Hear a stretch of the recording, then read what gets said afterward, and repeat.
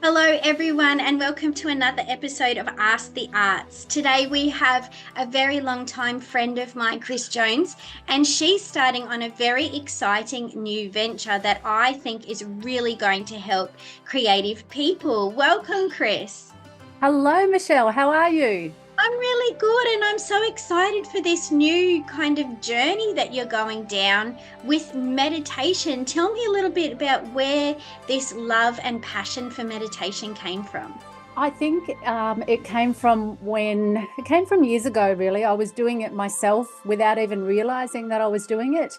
And then, to be really precise, I've had two head concussions over the last 15 years. The second one, I lost 2 whole days, and I do not remember anything about it. And yeah, it made me reevaluate things. And the thing that really helped me get through that, sorry if I sound a little bit emotional here, but the thing that helped me get through that was meditation and yoga. So then I decided, you know what, I can do this. I can actually learn how to be a teacher of meditation. And so that's what I did. So while I was working, I went and studied as well at the same time so that I'm able to teach it. So I teach it live in a studio. And I also have a podcast that I've been doing for about 18 months now. So every week I put out a new meditation. And yeah, I just love it. Love it, love it.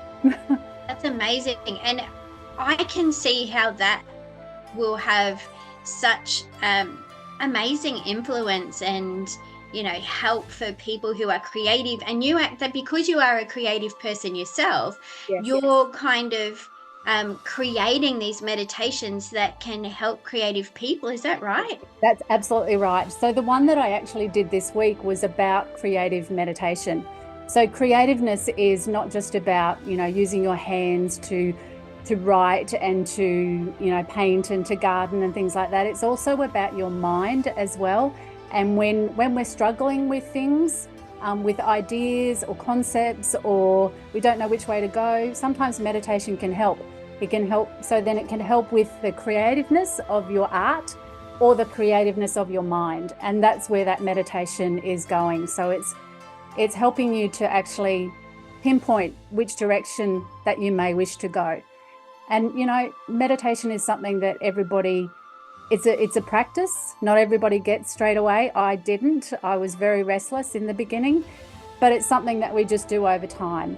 And I find that it's an amazing tool that we can all have, I guess, if you put it that way, so that when we do a creative meditation, before we sit down and write, or before we do our creativeness, whether it's, with the arts or with our mind, do the meditation and see where it leads. And then just allow that relaxation. For someone like me who really struggles to quiet their mind, like my mind is always noisy and busy. Yeah. And I try to do meditations, and I have people constantly sending them to me going, this one will help, this one will help. But for me, it's being able to, I don't know, what can you give as advice to people like me who struggle with the sitting still and the focus to be able to really make a meditation work for them?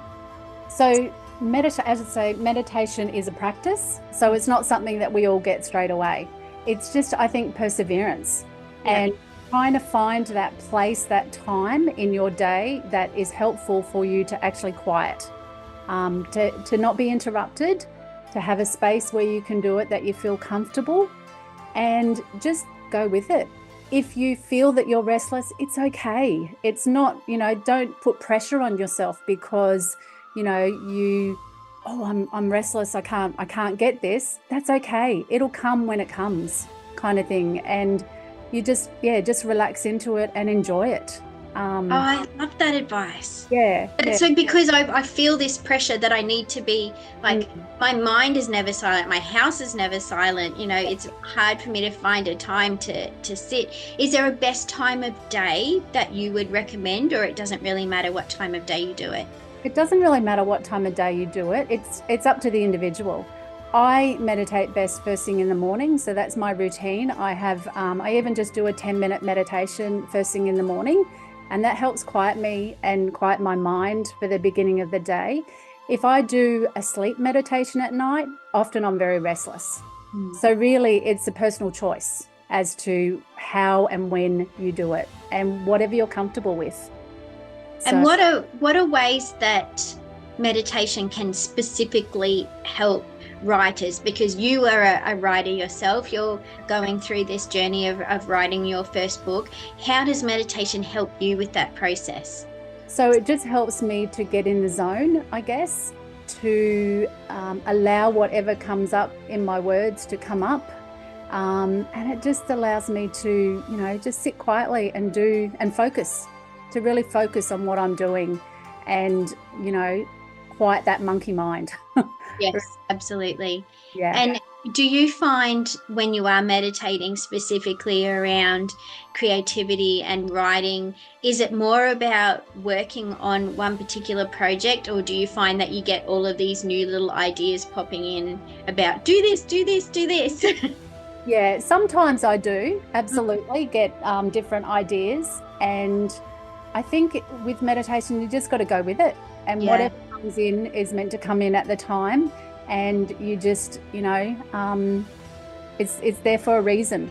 So don't fight it, just let it come.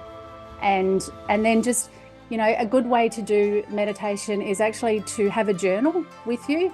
So you can write down anything that comes up for you after your meditation. And if it's not what you're doing at that moment, so it's not that creative act or that creative task, you go back to it later when you're ready. So if you're sitting down to do writing and that's what you want to do, but other things are coming up in the meditation, write them down in the journal and then move on to your story, to your book, and then go back to it when you're ready. So I love that idea. That's so great. I never thought of that before, having a journal there with you. Yes. So you can, anything that's coming up, especially because my ideas outweigh the time that I have maybe in my whole life to do everything. Yes. I've got the idea to do, but I love the idea of not losing them and writing them down. That's such a great idea. Yeah. So your book that you're working on, that you've been working on for a little while, are you finding now that you are, a practicing, meditating teacher, is that actually helping you on that journey as well? Oh, absolutely. Absolutely. Because it helps me to focus on what I'm attempting to do at the time. And I don't know, it just flows. When I sit down after I've done a meditation, then the words just tend to flow. And even when I journal after a meditation, I write it and I don't correct what I'm writing. I just write it as it goes, even if it's got spelling errors or punctuation. And to writers, that's not always a good way to be, but you're getting the words down and you can go back later and fix it. I think that's the best way for me to go about it. Absolutely. Just write it all down, and then go back. So I'll be writing my book and I will just go back to it at a later time. Not a later time, but 10 minutes after I've written 3 paragraphs. It's there if you need it. That's right. It's not going anywhere. Yes. Yeah. Shouldn't rely on keeping all of that in our brain. I am learning as I get older, we need to write stuff down. That's exactly right. Yes, because it's gone otherwise. That's right. That's right. So were you always creative as a kid? Did you feel like this is where you were going to end up, or is this quite a surprise to you that you are now being, this amazing aspiring author who's helping other creatives through meditation? I think my goal my thoughts on when I was a child was that I was going to be a journalist. So I don't know if you remember Jana Wendt. Yes. Yes. So my grandmother used to call me Yana sometimes. And I always thought I'd write, but I didn't necessarily think I'd teach meditation. So definitely thought I'd write. Didn't think about the meditation side of things, but I'm so glad I'm on that journey now because it's so beneficial in so many ways. That's amazing. I Yeah. love that. And for anyone watching who either wants to get into meditation or learn more about meditation as a tool to be creative, what advice would you give them? I would say just persevere with it. If you don't get it in the first place, just persevere. It's like anything, we have to practice. You know, Olympic swimmers did not become Olympic swimmers overnight. So it's perseverance, it's persistence, and it's practice. So yeah, just go for it and try online. There's plenty. I mean, I have my own meditations online in a podcast. There's plenty of meditation teachers that are doing podcasts and on YouTube as well. So yeah, just try it like that. And if you get the opportunity to go to a live session, go for it, because while you're doing it at home, it's the comfort of your own home. And to some people, it's easier because it's not, it's cheaper, it's easier. They don't have to worry about, you know, being wriggly or, you know, any of the things that they might feel unsettled with. So they can do it in their own home. But when you're ready, go to a meditation class, because there's nothing like group meditation sessions. I think that's absolutely amazing. When I teach one of my sessions and I see the smiles on people's faces and the relaxation, oh my goodness, there's nothing like it. It's amazing. So yeah, just go for it. Go That's for so it. so Yeah. cool. So if people want to find out more about your classes or your online meditations, where can they go? So I have my momentum mindful meditations. So they're actually on Spotify at the moment, and I do have that under Facebook and Instagram as well, so they can go to either of those. And I do post when I've got classes on and when I've got podcasts as well. Excellent. Well, I'll put all of those details in the comments along with Chris's bio. So if you want to get in contact with Chris, if you're a creative person who can see that meditation is an amazing tool that's not only going to help you be more creative, but more focused Yes. and, you know, be able to really help you achieve those goals that you have as a creative, please contact Chris. She has done all of this, you know, from the ground up, and she is a creative herself, so she really knows what she's talking about.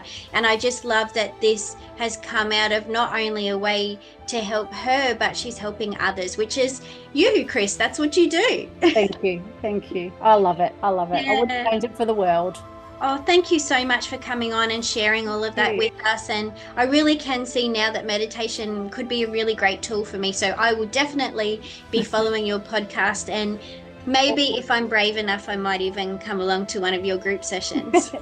Awesome. That'd be great. Thank you so much for having me on, Michelle. I really appreciate it. Oh, Awesome. thank you. Thank you so much. And make sure that you follow Chris on Facebook and Instagram and really see whether meditation is something that's going to be a tool that works for you. And we will see you on another episode of Ask the Arts.